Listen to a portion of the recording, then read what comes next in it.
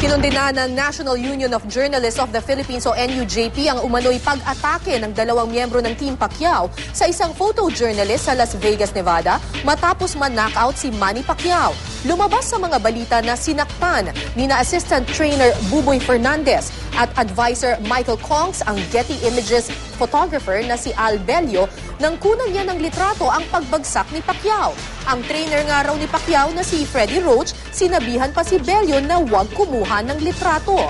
Humingi naman ng paumanhin si Roach. Kasunod nito, iimbestigahan na raw ng Nevada Athletic Commission ang insidente.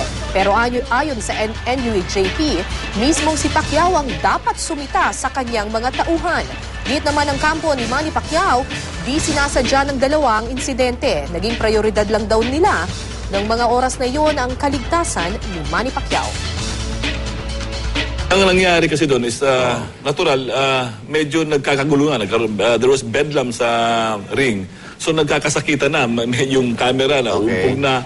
And then, of course, ang concern ni Freddie Roach, ni Buboy, at ni Michael Kongs was yung safety ni Manny, no? Dapat hindi crowded. So, pinakausapan na, hey, your camera. So, nagkakainitan, dun na. Alam mo naman yung... Anong nangyari? Medyo nagkasakitan kaunti yata, nagkatulakan kaunti. Natulak yung photographer. Natulak yung photographer. Pero hindi pa sila nagkaroon ng contact. Dahil... nasira ba yung camera? Hindi naman. Hindi naman. Wala, kaya nga bugso ng damdamin during that time.